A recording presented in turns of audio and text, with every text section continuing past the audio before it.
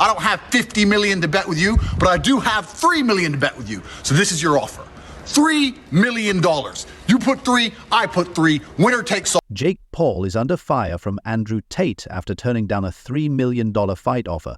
And honestly, it's hard to blame Tate for going after him. Jake dismissed the fight, claiming it wasn't worth the hype and that he had better opportunities. Sure, because taking on opponents well past their prime is definitely the formula for greatness. This is the hardest sport in the world, and people dedicate their lives to this, and most of them never get a payday. It never pays off for the majority of fighters, who would f*** you up. Right?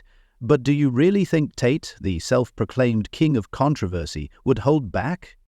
Tate didn't mince words, accusing Jake of being all talk and no action. It's possible. Yeah. There's nothing's no. Nothing's yes. We'll see. I'll escape this Matrix attack, and perhaps if he needs to be taught a lesson, I'll be the guy to teach him. Action, and claiming he's too scared to face a real challenge. For Tate, this isn't just about the payday. It's about proving who the true alpha is. Meanwhile, Jake seems more focused on protecting his precious undefeated record. If you want to fight and you want to send a contract, send one to me. I will take a few weeks break from living my retired life to kick the living than stepping into the ring with someone who could actually test him. Two walking controversies. With boxing gloves, Jake Paul and Andrew Tate are tangled in drama so explosive it could be its own reality show. Jake, the problem child, turned down a fight that could have banked him $3 million, insisting it lacked the hype he's looking for. Unsurprisingly, the internet is ablaze. Jake says he is chasing bigger opportunities, but is it smart strategy or just avoiding a fight that might not end in his favor? Either way, when he fought somebody that was actually his age and was actually a boxer and was actually his size, he lost. I mean, it is what it is. I'm not trying to shit on the kid. The spectacle these two are creating is undeniable. Jake Paul's critics aren't buying his excuse for turning down Andrew Tate's $3 million fight offer. To them, is just another dodge from a fighter whose career has been built on bouts with older, retired stars. While those opponents might have had big names, none of them were in their prime. Tate, however, is a different story. Younger, skilled, and unpredictable. He's the type of... If you want to fight and you want to send a contract, send one to me.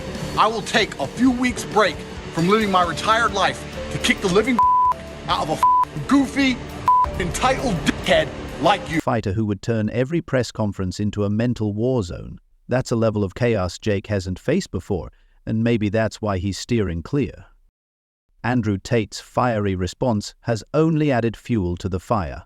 For Tate, this challenge wasn't just about boxing. It was a statement. If you want to send a contract, send one to me. I'll take a break from living my retired life to kick the living hell out of you, he declared. Bold words, but they resonate with fans who see Tate as someone who backs up his talk with action. His narrative of being the real alpha has captivated his massive following, while simultaneously putting Jake in an uncomfortable spotlight. Tate didn't take kindly to Jake's rejection, using it as a golden opportunity to drag him through the mud. According to Tate, this isn't about the money or contracts, it's about ego, reputation, and proving manhood. Tate suggested Jake's decision had less to do with a lack of interest in the fight and more to do with a fear of losing. For now, Tate's words echo louder. Why don't you lose to an old man who's retired? If you want to fight and you want to send a contract, send one to me. I will take a few weeks break from living my retired life to kick the living out of a goofy, entitled dickhead. Keeping the pressure firmly on Jake. Andrew Tate didn't stop at just calling out Jake Paul. He delivered the ultimate all-talk, no-action burn. Tate accused Jake of being a loudmouth and urged him to settle their differences the old-fashioned way, in the ring. But he didn't stop there. Tate offered to teach Jake a lesson, making it clear this isn't just another fight for money. According to Tate, it's about pride and reputation, a gladiator duel where only one man leaves with his dignity intact. And if you believe Tate, Jake's the one who'll be dragged out by the ankle. The drama has taken over social media, where fans are sharply divided. Some defend Jake's decision, arguing he's being strategic with his career, while others side with Tate, accusing Jake of ducking a real challenge. The hashtag #DuckingTate is trending, and the debate shows no signs of cooling down. Critics say Jake's And the money he says he's making, Showtime Boxing wouldn't have gone out of business, and Showtime would have made sure they kept paying. pattern is clear. He chooses opponents who boost his reputation without posing a genuine threat. Even Joe Rogan weighed in, questioning Jake's decision to reject the fight. Rogan noted that Tate is younger, unpredictable, and far from the kind of opponent Jake usually faces. At 37, Tate isn't a retired or rusty fighter stepping into unfamiliar territory. With a 76-9 kickboxing record, he's a seasoned athlete who brings a level of credibility Jake's previous matchups lacked. This fight, Rogan argued, is the test Jake needs to earn real respect. But until Jake steps into the ring with someone like Tate, the accusations of ducking will continue to shadow his career. Jake Paul's loyal Long story short, Andrew Tate has been blowing up on social media, partially because of his often chilling views on women or money or even Star Wars. fan base defends his business acumen and strategic approach, but an increasing number of critics are questioning his legitimacy as a boxer. Social media is ablaze with heated debates, with hashtags like Jake Circus and Ducking Tate trending across platforms. Meanwhile, Andrew Tate is weaving his own narrative, framing this drama as part of a larger battle for dominance, which he calls the Top G. Tate, known for his polarizing persona built on unapologetic masculinity and disdain for societal norms, took to social media to escalate the feud. In a fiery post, he labeled Jake Paul as part of the Matrix, calling him a puppet who talks big but runs from real challenges. However, there's a twist of irony here. While Tate claims to reject mainstream systems, some critics argue he's unintentionally feeding into Jake's hype machine. By making such a public spectacle of Jake's rejection, Tate may be giving him exactly what he thrives on: attention. Jake, after all, knows how to turn controversy into currency. The headlines aren't about Tate's impressive... I'm one of the lucky ones. I made a little bit of money. I don't have 50 million to bet with you, but I do have 3 million to bet with you. So this is your offer. $3 million. You put 3, I put 3. Winner takes all. I'm 5 years out the ring. I'm a 76-9 kickboxing record, but about Jake's decision to walk away. In rejecting Tate, Jake has managed to create buzz without even stepping into the ring. If the two were to square off, it would be more than just a fight. It would be a clash of egos, reputations, and fragile internet masculinity. A showdown with stakes that extend far beyond the punches thrown.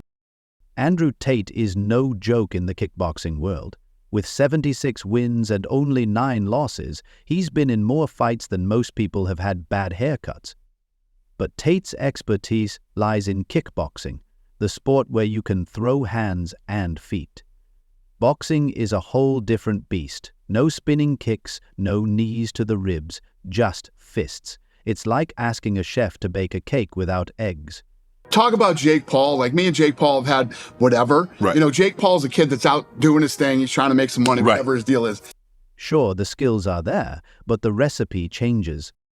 On the other hand, we have Jake Paul, the self-proclaimed boxer, who's been laser-focused on the sport for years. Jake has been training, sparring, and knocking out opponents, though most haven't exactly been in their prime. If these two step into the boxing ring, the big question is, does Tate's raw fight experience translate, or does Jake's sport-specific focus give him the edge? While such a matchup would be an absolute circus, it also raises a bigger question. What would it mean for boxing? On one hand, it could further legitimize the celebrity boxing craze. 2 controversial figures, 2 massive fan bases. It's the kind of crossover appeal traditional boxing rarely sees. But for purists, it's not just about the fight. It's about honor, legacy, and respect.